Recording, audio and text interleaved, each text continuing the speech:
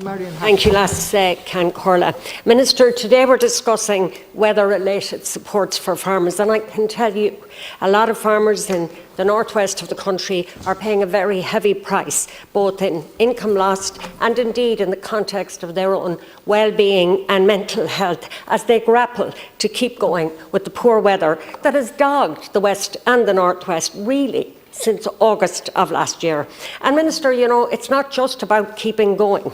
It's about seeing a future, a viable future for their farm with the weather-related challenges alongside all the other challenges they face. And while it's not directly linked to bad weather, I just want to mention the increasing amount of bureaucracy that farmers have to manage. That's putting a severe strain on their workload and on their ability to run a viable enterprise. Indeed, Minister, a recent EU survey carried out by the European Commission right across the Union with 27,000 replies from farmers showed clearly the increasing burden of red tape, or green tape as I call it. This extra work comes from the administrative burden and complexity of the new CAP rules, as well as the rules and regs for all the other schemes that farmers are involved with. So one of the issues was that farmers were saying they're having to report the same piece of information several times over. And the Commission itself estimated many farmers spent 6 days per year in dealing with the burden of bureaucracy.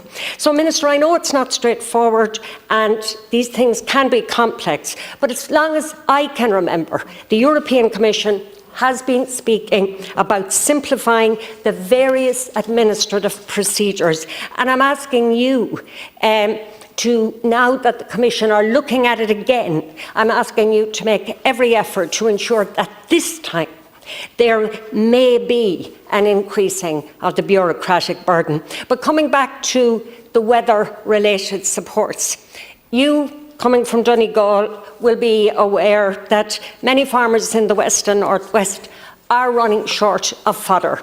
I know you've put a transport subsidy in place, but from what I'm hearing, maybe your county is different, but from what I'm hearing in Sligo, Leitrim, South Donegal, North Roscommon, this subsidy is going to be of very little benefit to farmers because there are still some bales available, and the distance that farmers have to travel to access them is generally not greater than 70 kilometres. Now, as you know, while the sun is shining now, the ground was saturated, very poor grass growth. Spreading fertiliser has been very difficult, not impossible, for the last few weeks. So there will be a shortage of grass, Minister, for the next 2 to 3 weeks at least. And the first cut of silage yields will definitely be down.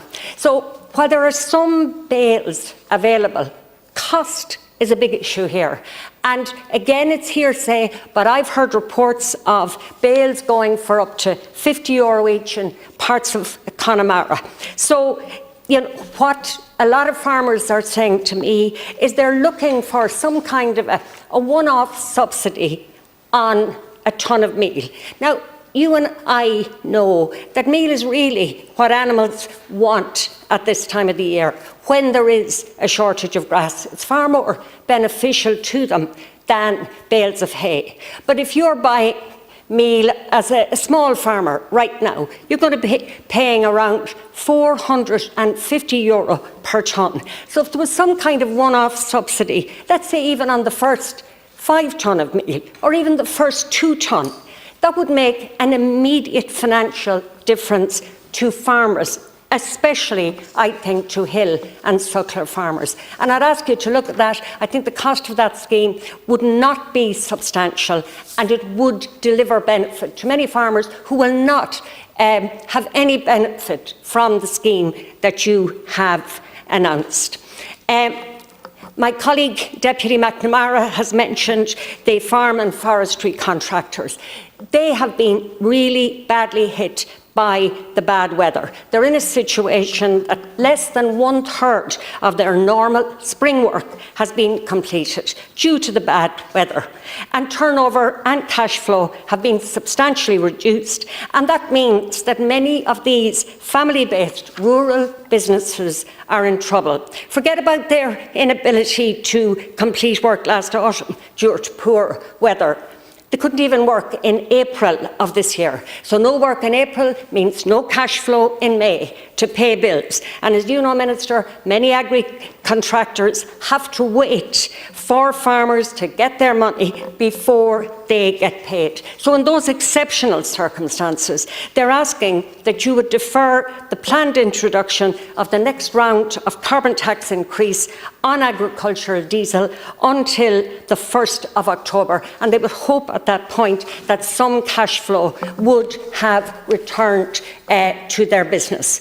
Minister, I have a little bit of extra time here, and I just want to mention 2 points to you. First of all is around PGI status for Boxty. Minister, I was at a meeting, I set up the meeting in 2014, that's 10 years ago, to start that process, and it's ongoing since. And every few months I send in a question, written or one in for tomorrow morning, around what's happening with the PGI status for Boxty. And I get the same response year after year after year. The process is ongoing. Can I please ask, would you have a look at what's happening and see, can you expedite it? 10 years, it's ridiculous. It should take that long. Either we can do it or we can't, but we shouldn't be just waiting. And finally, Minister, for the last few seconds, I want you to use your best influence to ensure agreement on exchequer funding for the Ash Dieback scheme. Thank you.